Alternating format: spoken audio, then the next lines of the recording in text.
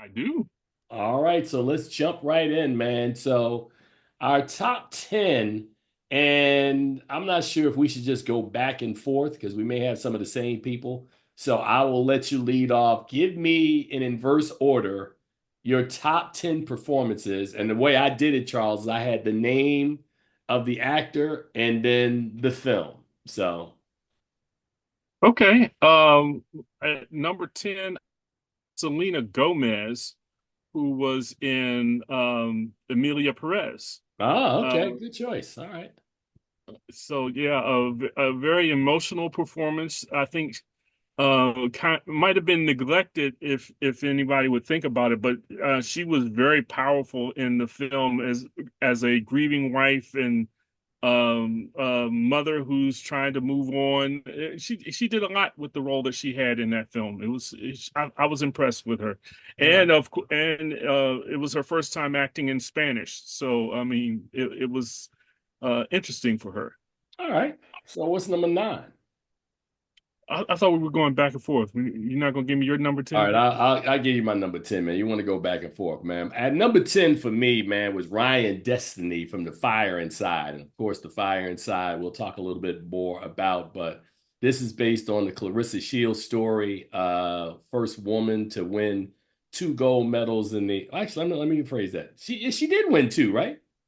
Yes. Yeah. The matter of fact, the only boxer to The ever only win. only only woman American to win two gold medals, right? So as a boxer, Right.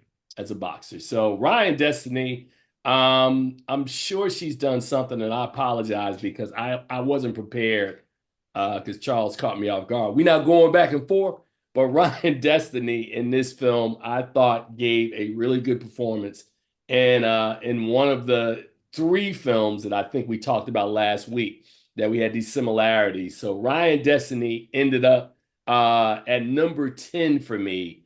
Of course, for The Fire Inside, which comes out in theaters much later this year, I think around Christmas time. So, what's your number nine, Charles? Uh, my number nine, and this is kind of interesting, but I had Salma Hayek for Without Blood, which is Angelina Nice. Jolie's new movie. She's very intense in this film, and um, you can't take your eyes off of her. And that's one of the things that makes I say Without Blood is just a very beautiful movie to watch, as well as suspenseful, and she does a wonderful job in this film. Very nice. Now, coming in at number nine for me is somebody that people know, but I don't think you've seen him do this before. As a person who opens the door and invites two young missionaries into his house so they can spread the word about Jesus Christ, Latter Day of Saints, Hugh Grant in The Heretic is absolutely mesmerizing in this film. What, did I say something wrong, Charles? You're making a face. You put him at number nine? Put him at number nine, man. So I mean, can we get to the rest of my list, man? There's a reason Okay, he's at number nine, man. hey, all right, all right. So Hugh Grant, who's early in his life did a lot of romantic comedies and did a lot of stuff. He is I'm not gonna say he's terrifying in this film, but he is very, would unhinged be a good word? Mentally unhinged? I don't think he I was don't know. mentally unhinged. Unhinged might be the word. But he plays so against type. Like you're not expecting if Hugh Grant lets you in the house that the shenanigans that occur in The Heretic will go down. But I guess if the film is called The Heretic, you probably understand that something bad is going to happen. So that's my number nine, Charles. Who do you have at number eight? Well, for me, I had Ryan Destiny at number eight for me because Okay. it's a great performance. And also she learns to box in this film and she does an incredible job of boxing. And they say it's movie boxing, but Clarissa Shields was at the premiere and she's like, yeah, that girl had put in some work. So yeah, I was impressed. You had her at number eight? No, I'm teasing you, man. All right. So my number eight was a film I saw early on in the festival. Another film, ironically, about a boxer who is just trying to make weight, man. He's been out the game for 10 years. He's addicted to the fight game. And Orlando Bloom in the cut, which is a boxing film. Well, let me rephrase it. It's a film about a boxer, but there's no boxing in the film. It's all about the psychological torture that his trainer, who I literally messed up because the only reason why I didn't put John Turturro on my list is because I didn't put any two people from one film on the list. But John Turturro, I honestly believe that if they run a campaign for him, he can get some Oscar consideration for the role that he played in this film. I know Orlando Bloom was the recipient of all that suffering, but John Turturro's character is like some kind of evil in this movie, man. So in the cut. So again, another movie that's coming out later this year. We will be talking about it a little bit more. So Charles, what did you have at number seven? Number seven for me was Tom Hiddleston. And I never told you that I saw this film, but I saw it on the last day as I was the morning that I was leaving TIFF. The film is called The Life of Chuck, and it's an adaptation of a Stephen King novel, and more along the lines of the Green Mile than it is any of his horror stuff. And it's a really interesting movie. I can't remember what was the movie that uh, uh, uh, Jim Carrey played the guy who everybody was watching him. Oh God. Man, I'm looking at the ad right All now. I can think of is good afternoon, good evening, and good night. But anyway, this Yeah. story is kind of the Truman same, story. right? And so this story is kind of the same where everyone seems to be in on what's happening with Chuck, and it's a real interesting story. Very inspirational. And Tom Hiddleston is in the film, and his grandfather is played by Mark Hamill, who gets him started on the world of being an accountant. And now he's this guy, accountant that's getting ready to retire, and everyone is like thankful to him for what he's done, and it's just an amazing movie. Life of Chuck. All right. I just thought you picked that because it had Chuck in the title. You know what? It was because it had Chuck in the title and it was Stephen King, and I saw it and I really loved it, and it ended up winning the People's Choice Award at TIFF. Nice, nice. All right, so this is interesting. Number seven, I'm not going to do a breakdown because we will review this film later in the show, but I had Demi Moore for The Substance, and we'll talk about that in the review, and you'll hear why she's number seven when you hear my review a little later on. So, what did you have at number six, Charles? At number six for me, I had Bobby Cannavale, who stars as the father in a movie called Unstoppable, which starred Jarrell Jerome and Jennifer Lopez. Story about a guy who has one leg and wants to be a wrestler, and Bobby Cannavale plays his father, who just is a despicable man. And I, Oh, you know, Charles, say it. He's a horrible human being. he's a horrible human being, and on many fronts. And I think it takes a lot of strength to play a character that evil. And so, yeah, I gave him credit for that. That's very interesting, man. Because again, my rule of not taking any two people from one movie, but my number six was Alicia Vikander or Vikan. I keep calling her You Vikander. said it right, Vikander. Yeah, so and a film called The Assessment. And of course, The Assessment is a story of in the future, kind of like this alternate reality where the world is overcrowded. And now, in order to keep that down in the future, every time families want to have a child, an assessor comes to your house and must spend a week evaluating you. And at the same time as you're being evaluated as parents, the assessor also pretends to do things that a child would do. So it is a very interesting story. WandaVision's Elizabeth Olsen and Alicia Vikander are both in this film, and I found the film quite moving But Vikander's performance, man, is pretty spot on and really, really interesting in this film. All right, Charles. Now we get into the top five. Who do you have? My number five for me is Marianne Jean-Baptiste, who's we know Mm. from lots of things, and especially Secrets and Lies that she did with Mike Lee, and now she's back with a movie called Hard Truths, Hmm. and she plays this really grumpy, curmudgeonly woman who just has a negative aspect on everybody and everything in the world, and has and she's just her she speaks in venomous bile that's just it's just she's just an angry woman, and at the beginning of the film it's kind of like watching Archie Bunker, and you're laughing at her because she's just so crazy and evil and wrong.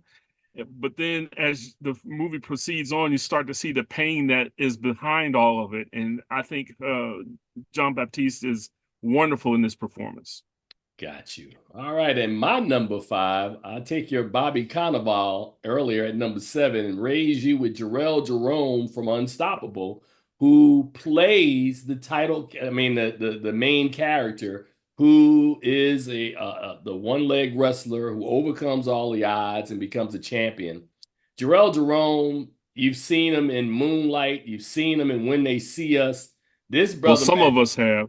well, yeah, I didn't because I didn't see When They See Us. But I'm saying you notice I said you may have seen Yeah, him. yeah, yeah. But he's putting together quite the filmography, man. And his performance in this film, I think Unstoppable either comes out in either late October, early November. But Yeah. we'll talk again. I keep preferencing some of these films that are coming up. We're gonna talk more about them when those films are getting released. All right, so now we down to the final four. Chuck, who's at number four? Carla Sofia Gascon, who plays Amelia Perez You in had her at Amelia number Perez. four? Yes, I did. She Ah, plays a dual role in this movie. Kind of. She plays the one person, but in two forms. So I don't know if I want to explain any more than that. But a fantastic performance by her. And yeah, I put her at number four. all right. And I put Florence Pugh at number four for a film called We Live in Time, which is this beautifully shot film about a relationship with two people. And God, I don't want to say too much more because when this movie comes out, I'm gonna really go bananas crazy trying to analyze it and talk about it.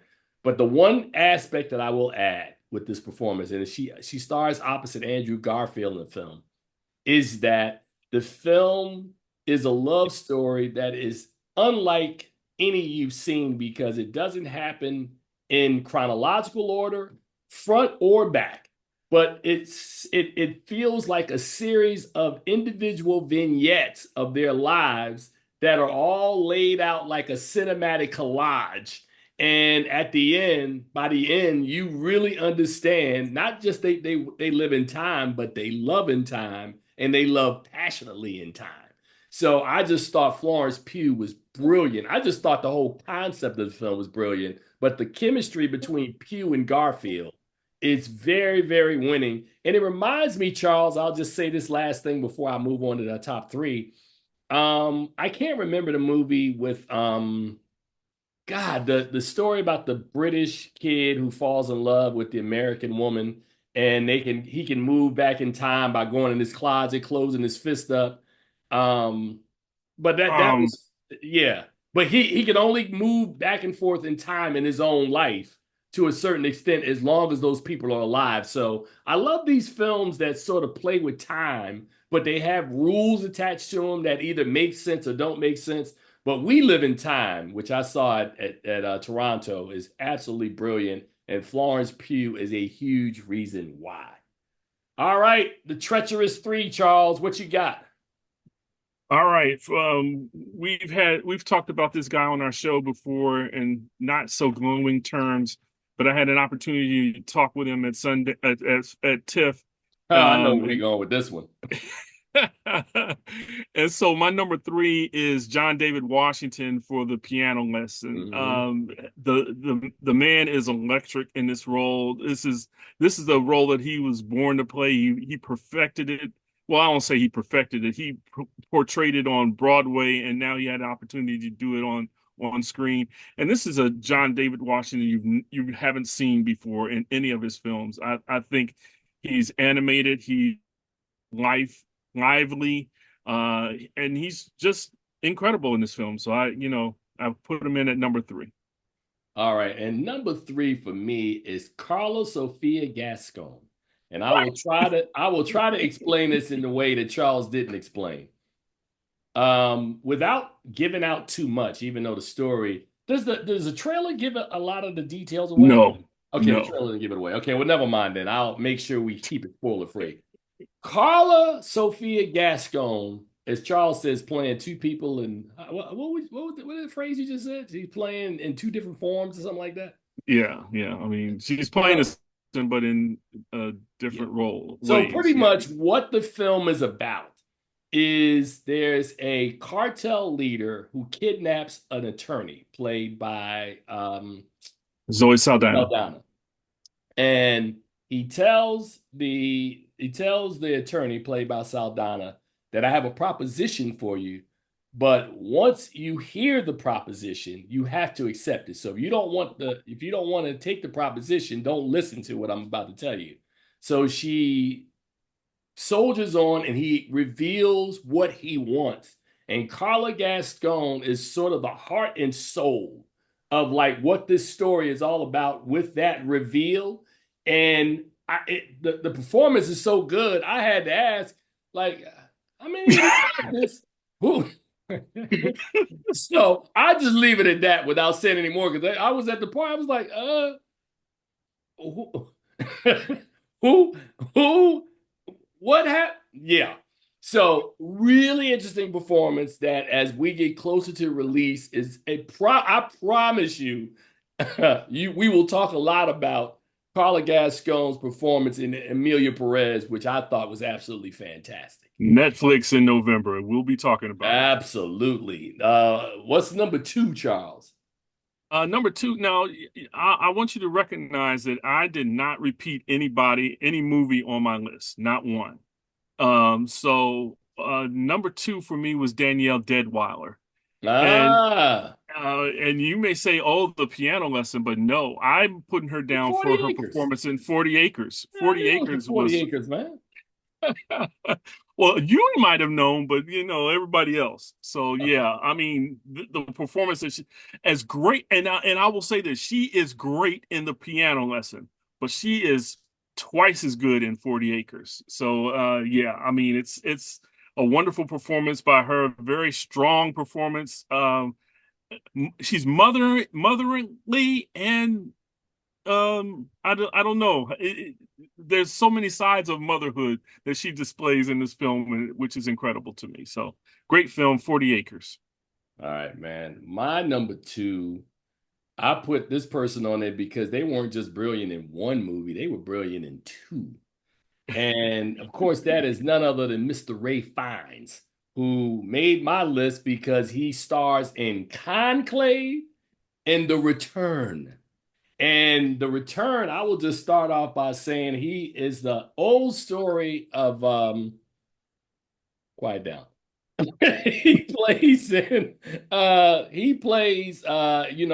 the Odyssey. So this is kind of like a piece of the Odyssey. He plays Odysseus, who returns after 10 years fighting in the wars. And of course, if you've read the book and know the story, of course, he shows back up. Everybody assumes he's dead. His wife is under siege because she's waiting for her husband. And Odysseus is laying in the cut getting everything together and strategizing before he makes his return. Hence the name of the film, The Return. So that performance I thought was great. But in Conclave, of course, tells a story of the fight for the papacy after the Pope dies, that all the cardinals converge into the Vatican as they begin the proceedings to figure out who's going to be the next Pope. And the genius thing about about the papacy and how they select popes, Charles, is unlike in regular politics where, like a senator, like we have a senator, so like you have senators and congressmen, but some folks can come from outside into our political system and decide, like, 45 did in 2016, and decide because he wasn't a member of any of these bodies and he just showed up Right. randomly. So, but unlike that, in the conclave, the Pope's coming from one of these cardinals. And there's this jockeying that's almost befitting of an American election, even in a character or a couple of candidates. One who, we famously will say, we not going back, trying to take the church back. And then one candidate who's sort of like, I'm the president, I'm the candidate of joy. So all those elements play into it, but at the center of not just the return, but of Conclave is my man Ray Fiennes, who I think is amazing, and somebody's going to put him up for something this year because Conclave is going to get a lot of support. Maybe not so much for the return, but yeah. So he was my number two, man. And watch this drum roll coming in at number one. Well, I didn't get to see either. The reason why we have 50 some movies that the two of us have seen is that there are very few movies that the both of us have seen, and I never saw either one of those movies that Ray Fiennes was in, and which was why he's not on my list at all.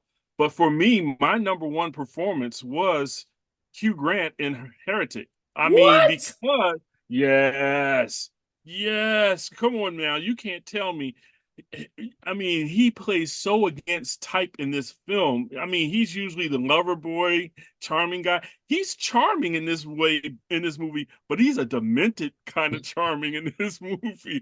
And you really don't expect this kind of work from Hugh Grant, and that's why I mean, he really expanded his territory by doing this film, and so that's the reason why I put him at number one. All these actors, we've seen them do things that are kind of on these types, but that's why I put him here because this is just not the Hugh Grant that you grew up loving. Okay, that's good. And I bet I had one bullet in the chamber. Coming in at number one of the most buzzed about movies that was at Toronto was this story of a an exotic dancer. I'll just use that. I've heard the phrase sex worker. She is an exotic dancer who meets. She's a stripper. Okay, I didn't. I'm trying to keep it clean. She's an exotic dancer who begins a love affair with the son of a Russian oligarch, and what that means when they get together. And okay, so I don't want to review it, but pretty much, man, they get married, and the family is outraged. So they fly over from Russia to make sure that this marriage can be annulled. The film is called Honora, and the woman who is at the center of it is a young lady who I haven't seen her work. I know she's done some stuff. Her name is Mickey Madison. She's fantastic in this film. She is absolutely electric on every frame in this story of this woman that's fighting for this relationship. And we think we know why she's fighting. You be the judge when you watch the film on what her motivations are. But this film is absolutely fantastic. She's fantastic. And that's my top 10 list. So, Charles, start from the beginning and go down.